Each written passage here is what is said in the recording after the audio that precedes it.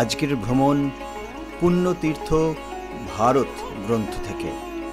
এটি বেলুড় মঠের সংঘাধ্যক্ষ কর্তৃক সর্বস্বত্ব সংরক্ষিত। রচনা রামকৃষ্ণ সংঘের প্রয়াত সন্ন্যাসী স্বামী দিব্যাত্মানন্দজি মহারাজ। গ্রন্থ পাঠে শ্রী দেবজিৎ বর্মন। ভগবত পথের পথিকদের কাছে ভারতের হিন্দু তীর্থস্থানগুলির আকর্ষণ প্রবল ও চিরন্তন। এর সঙ্গে দুর্গম তীর্থগুলির দর্শনের মধ্যে অ্যাডভেঞ্চার মনোভাবের পরিতৃপ্তি, নৈঃশব্দ সৌন্দর্যের রূপ উপভোগ থাকে। দিব্যাত্মানন্দজির বিবরণে সব দৃষ্টিভঙ্গিরই ছোঁয়া রয়েছে, তবু প্রধানভাবে ফুটে উঠেছে জ্ঞান অনুসন্ধিৎসু এক ভক্ত সন্ন্যাসীর পর্যবেক্ষণ। 1348 বঙ্গাব্দে তিনি ভারতের তীর্থাদি ভ্রমণ করেছিলেন। লিপিবদ্ধাকারী পুস্তক প্রকাশিত হয় 1370 বঙ্গাব্দে।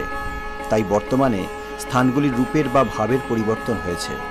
এই পরিবর্তন মহাকালের প্রতি পদক্ষেপেই ঘটছে। নিত্য পরিবর্তন আছে বলেই এই সংসার জগৎ নামে অভিহিত। এই পরিবর্তনের কথা স্মরণ করলে বর্তমান ভ্রমণকারীর কোনো অসঙ্গতি দৃষ্টিগোচর হবে না। আপনারা শুনছেন দেবভূমি ভারত, ভারতবর্ষের অনন্য কথা।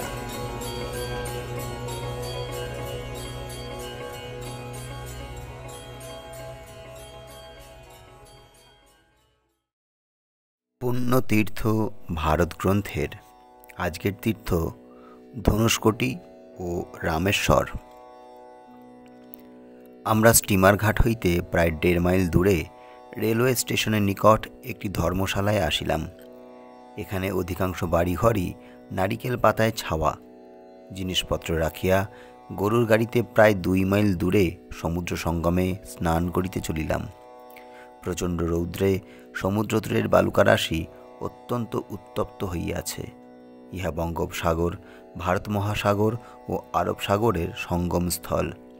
কেহ কেহ বলেন এই স্থান হইতেই শ্রীরামচন্দ্র সমুদ্রবন্ধন আরম্ভ করিয়াছিলেন। কাজেই এই পবিত্র স্থানে সকলেই স্নান করিয়া থাকে। এমনকি অনেকে পূর্বপুরুষের উদ্দেশ্যে পিণ্ডদানাদিও করিয়া থাকে। আমরাও শ্রীরামচন্দ্রকে স্মরণ করিয়া স্নানাদি সমাপনে পূজার উপকরণাদি সমুদ্রে নিবেদন করিলাম। ফিরিবার পথে বাবাজির আস্তানায় শ্রীরামচন্দ্রকে দর্শন করিয়া ছত্রে ফিরিয়া আসিলাম। শ্রীরামচন্দ্র সীতা উদ্ধারের নিমিত্ত এই স্থান হইতে লঙ্কা পর্যন্ত সেতু নির্মাণ করিয়াছিলেন। রাবণ বধের পর জনকনন্দিনী সতী সাধ্বী সীতা দেবী আপন সতীত্ব প্রভাবে শ্রীরামচন্দ্রের আদেশে অগ্নি পরীক্ষায় উত্তীর্ণ হইয়া শ্রীরামচন্দ্রের সকাশে আগমন করিলেন।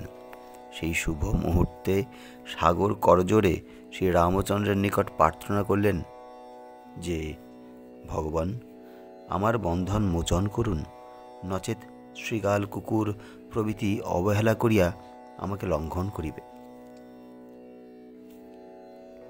রঘুবীরের আদেশে অনুজ লক্ষণ ধনুকের সাহায্যে অবলীলাক্রমে সেতু ভগ্ন করিলেন। তাই এই স্থানের নাম হয় ধনুষ্কোটি। বৈকালে 5:50 গাড়িতে রওনা হইয়া পাম্বানে গাড়ি বদল করিয়া সন্ধ্যে 7টায় রামেশ্বরমে আসিলাম।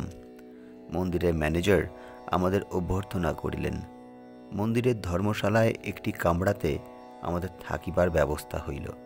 আমরা জিনিসপত্র রাখিয়া হাত মুখ ধুইয়া মন্দিরে আসি। গোপুরম ও 3টি প্রাকার বেষ্টিত দ্বার অতিক্রম করিয়া বলিপীঠম, ধ্বজস্তম্ভ ও নন্দী দর্শন করি। পরে মন্দির প্রদক্ষিণ করিলাম।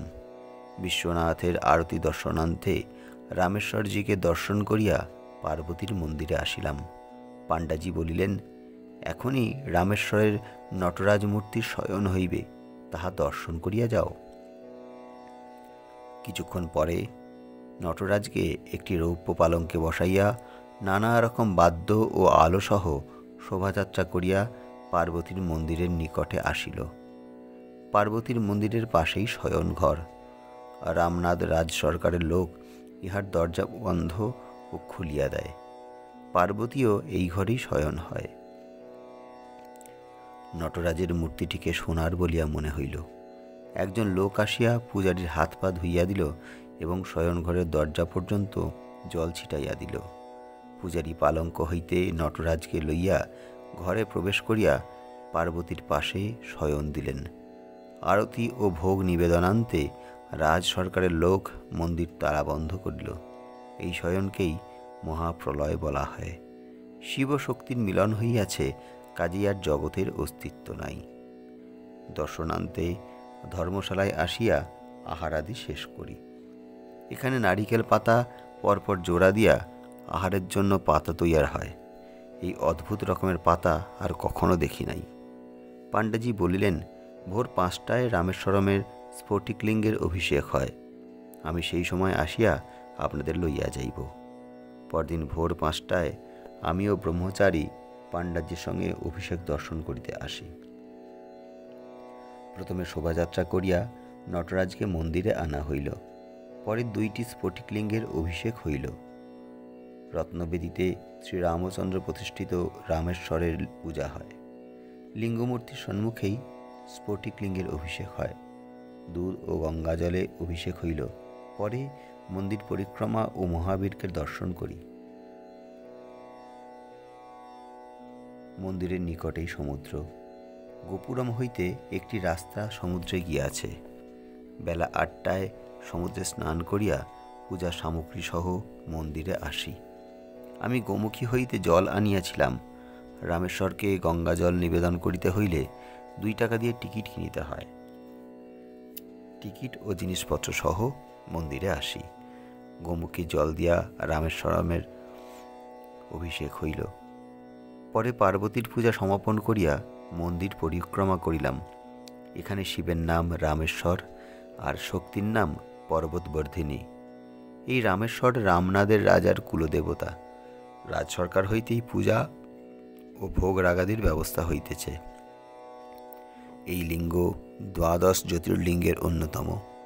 নাট মন্দির ও মন্দিরের চারিপাশের পাথরের স্তম্ভে নানা রকম কারুকার্য সহ দেবদেবীর বহু মূর্তি খোদিত আছে। মন্দিরের সম্মুখে স্তম্ভগুলিতে রামনাদের রাজাদের পূর্বপুরুষের মূর্তি সকল খোদিত আছে। এই মূর্তিগুলি দেখিলে মনে হয় যেন তাহারা হাতজোড় করিয়া রামেশ্বরের স্তুতি করিতেছে। একটি কালী মূর্তি দেখিতে পাইলাম। অপরদিকে নটরাজের প্রায় 5 ফুট মূর্তি। এখানে নটরাজ বাঁ পা কাঁধে উঠাইয়া নৃত্য করিতেছেন। মহামণ্ডপেও হরপার্বতী মূর্তি আছে। সহস্র স্তম্ভ সহ নাট মন্দিরকে মহামণ্ডপ বলে। এখানে শিব ডান পা কাঁধে উঠাইয়া নৃত্য করিতেছেন, আর পার্বতী দাঁড়াইয়া সেই নৃত্য দেখিতেছেন। এই প্রসঙ্গে একটি গল্প আছে। একদা শিব ও পার্বতীর মধ্যে খুব তর্ক বাধে, কে ভালো নাচিতে পারেন। নাচ আরম্ভ হইল। যাহার যেরূপ নাচ জানা ছিল তিনি প্রাণপণে তাহা দেখাইতে লাগিলেন। হঠাৎ শিব ডান পা কাঁধে উঠাইয়া নাচিতে আরম্ভ করিলেন। পার্বতী অবাক হইয়া শিবের সেই অপূর্ব নৃত্য দেখিতে লাগিলেন। তিনি এরূপ নৃত্য করিতে পারিলেন না। পার্বতী শিবের নিকট পরাজয় স্বীকার করিলেন। এখানে নন্দীর মূর্তিটিও খুব বড়, প্রায় 20 ফুট দীর্ঘ, 15 ফুট উচ্চ ও 10 ফুট স্থূল। ইহা ইট, চুন ও সুরকিতে নির্মিত। রামেশ্বর মন্দির চারিধামের অন্যতম।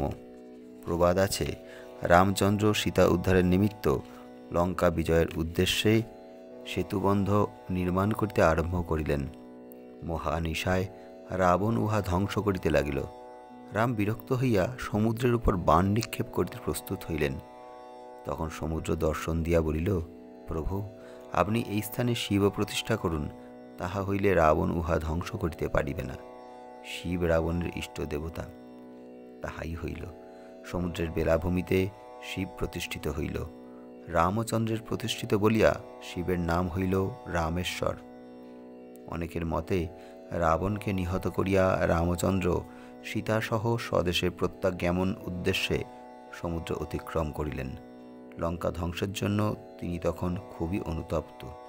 প্রায়শ্চিত্ত স্বরূপ তিনি শিব পূজা করিতে ইচ্ছা করিলেন। কাশীর বিশ্বনাথকে আনিবার জন্য হনুমানকে আদেশ করিলেন, কিন্তু হনুমানের ফিরিতে দেরি হইল। রামচন্দ্রের আদেশে সীতা সমুদ্রের বালির দ্বারা শিবলিঙ্গ তৈয়ার করিলেন। রামচন্দ্র তাহাতেই পূজা সমাপন করিলেন। ইতিমধ্যে হনুমান বিশ্বনাথ সহ ফিরিয়া আসিল। বালির শিব দেখিয়া হনুমান ক্রোধান্বিত হইয়া শিবকে সমুদ্রে নিক্ষেপ করিবার উদ্দেশ্যে পুচ্ছ দ্বারা প্রাণ চেষ্টা করিল, কিন্তু অকৃতকার্য হইয়া সে খুবই মর্মাহত হইল। সীতাদেবী তাহার মনোভাব বুঝিতে পারিয়া বলিলেন, প্রথমে তোমারই আনিত বিশ্বনাথের পূজা হইবে, পরে রামেশ্বর পূজিত হইবেন। এই নিয়ম আজও চলিয়া আসিতেছে।